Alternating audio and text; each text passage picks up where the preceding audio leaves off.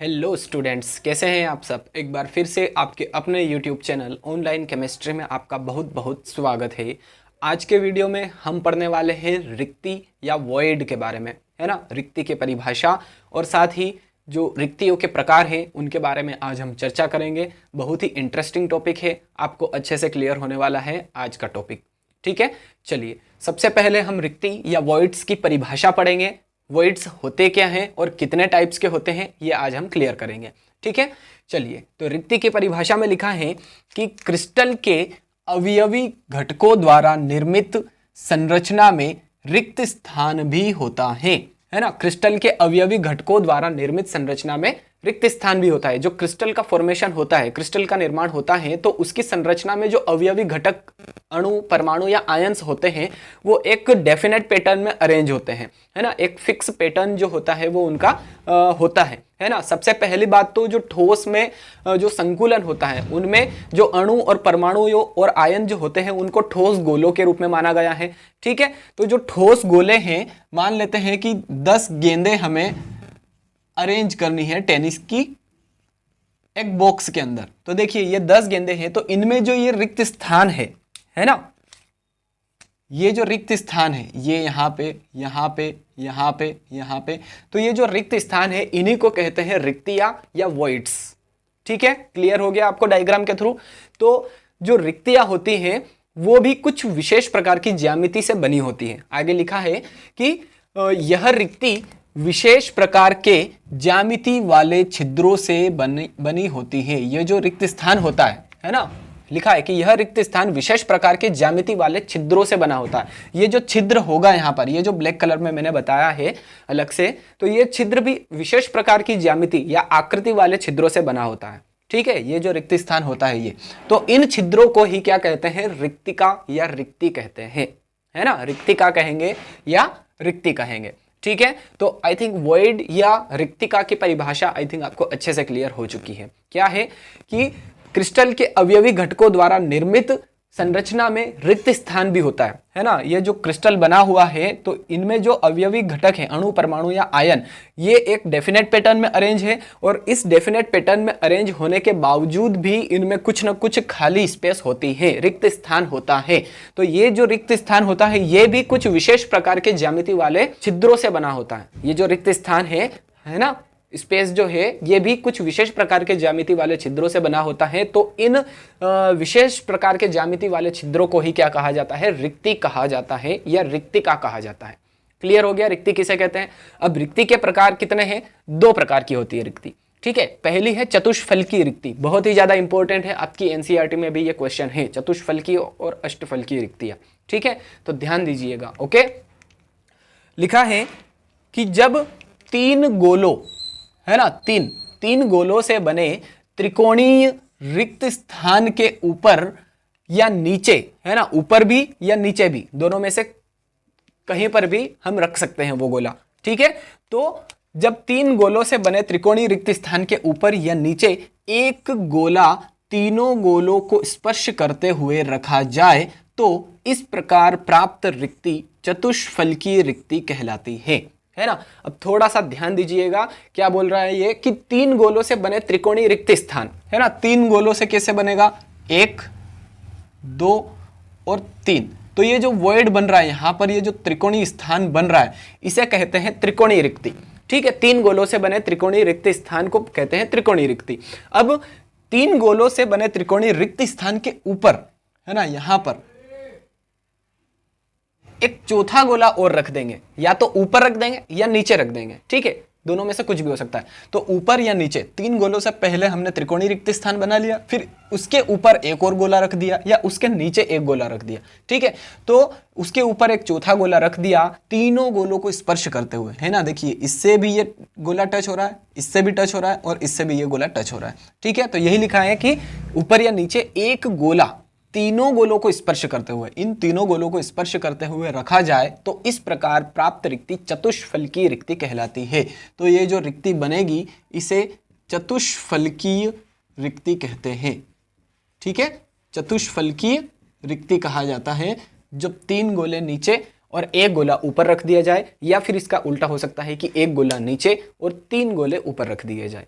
ठीक, तो इस प्रकार से प्राप्त रिक्ति चतुष्फलकीय रिक्ति कहलाती है। अब आगे लिखा है क्योंकि चारों गोलों के केंद्रों को मिलाने पर एक चतुष्फलक बनता है ना। इससे चतुष्फलकीय रिक्ति क्यों कहते हैं? क्योंकि चारों गोलों को के केंद्रों को मिलाने पर, है ना, ये जो चार गोले हैं अगर इनके केंद्रों को मिलाएं हम इस तरह से, तो ये जो आकृति बनेगी एक चतुष्फलक के समान बनेगी। ठीक है, देखिए यहाँ पे ये और ये एक चतुष्फलक बन रहा है ना, चतुष्फलक आकृति बन रही है, इसीलिए इन्हें चतुष्फलकीय रिक्तियां कहा जाता है। ठीक है, तो ये दोनों ही डायग्राम आपको, चतुष्फलकीय रिक्ति अगर आ जाए एग्जाम में तो ये दोनों ही डायग्राम आपको बनाने हैं। ठीक है, चतुष्फलकीय रिक्ति कैसे बनेगी? जब तीन गोले नीचे रखेंगे और एक गोला उसके ऊपर रखेंगे, या इसका अपोजिट भी हो सकता है, एक गोला नीचे और तीन गोले ऊपर, तो जो रिक्ति प्राप्त होगी, जो रिक्ति बनेगी, उसे चतुष्फलकीय रिक्ति कहते हैं। क्यों कहते हैं? क्योंकि चारों गोलों के केंद्रों को अगर मिलाया जाए तो एक चतुष्फलक का निर्माण होता है, एक चतुष्फलक आकृति का निर्माण होता है, तो इसी कारण ये जो रिक्ति है इसे चतुष्फलकीय रिक्ति कहा जाता है।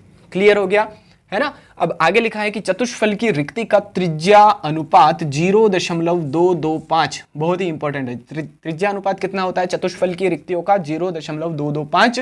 और समन्वयन संख्या या इसे उप सहसंयोजन संख्या भी कहा जाता है, वो कितनी होती है? 4 होती है, 4 होती है। ठीक है, चतुष्फलकीय रिक्ति का त्रिज्या अनुपात 0.225 और समन्वयन संख्या 4 होती है। समन्वयन संख्या का मतलब क्या होता है कि ये जो रिक्ति बनी है ना, ये कितने गोलों से संबंधित है?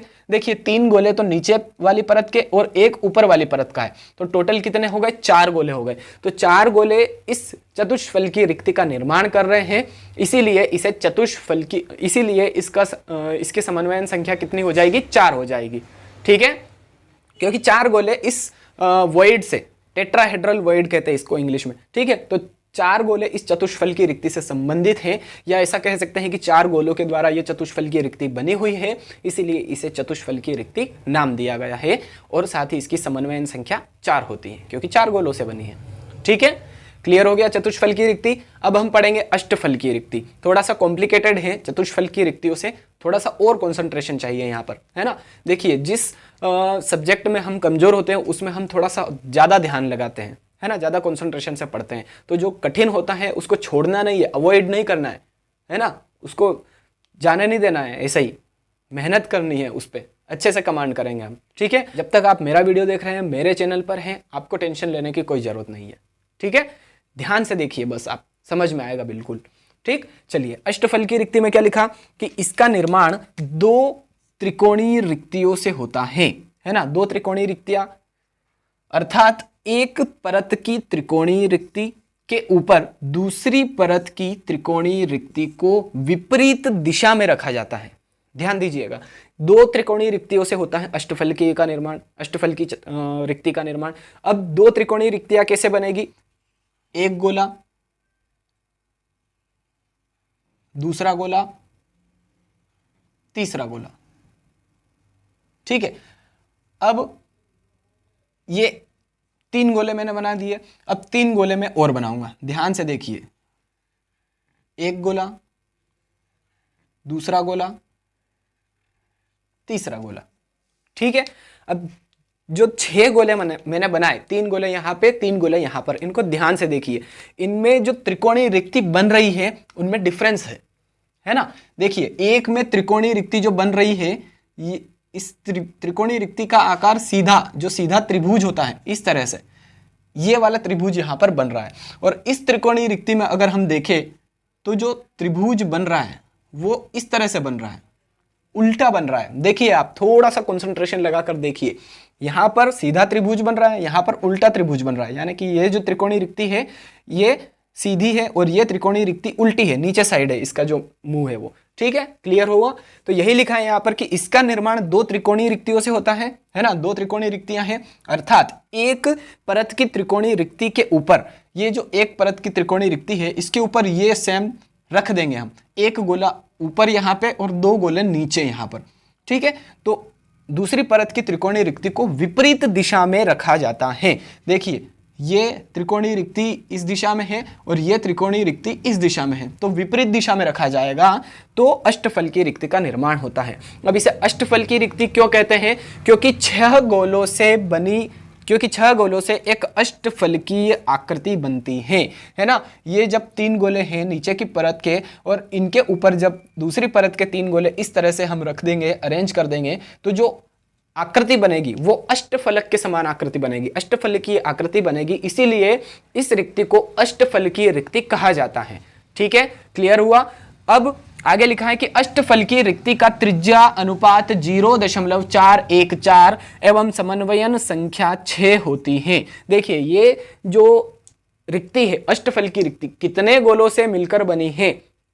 6 गोलों से मिलकर बनी है, यानी कि 6 गोलों से संबंधित है यह रिक्ति, इसीलिए इसकी समन्वयन संख्या क्या हो गई? 6 हो गई। चतुष्फलकीय रिक्ति 4 गोलों से बनी थी, इसलिए उसकी समन्वयन संख्या 4 थी। क्लियर हुआ। अब यहां पर मैं इसको रखूंगा तो आप थोड़ा सा कंफ्यूज हो जाएंगे, इसके लिए मैं आपको यहां पर स्लाइड के द्वारा बता रहा हूं। ठीक है, ध्यान से देखिएगा, आपको अच्छे से क्लियर हो जाएगा। ओके, अब यहां पर इस स्लाइड में अगर आप देखेंगे तो आपको पहली परत के 3 गोले और दूसरी परत के 3 गोले, जो पहली परत के ऊपर जो 3 गोले रखे हैं वो आपको क्लियरली विजिबल हो रहे होंगे, क्लियरली दिख रहे होंगे, है ना। इसीलिए अलग अलग कलर से यहां पर बने हुए हैं ये गोले। ठीक है, अब ये जो रिक्ति बनी है यहां पर अष्टफलकीय रिक्ति, वो त्रिकोणीय रिक्ति 2 त्रिकोणीय रिक्तियों से बनी है। एक त्रिकोणीय रिक्ति का मुंह ऊपर है और एक त्रिकोणीय रिक्ति का मुंह नीचे है। तो इस प्रकार से जो रिक्ति बनी है इसे अष्टफलकीय रिक्ति कहते हैं। 6 गोलों से मिलकर बनी होती है, इसलिए इसकी समन्वयन संख्या 6 होती है। और त्रिज्या अनुपात इसका इंपॉर्टेंट है, कितना होता है? अष्टफलकीय रिक्तियों का त्रिज्या अनुपात 0.414 और समन्वयन संख्या 6 होती है।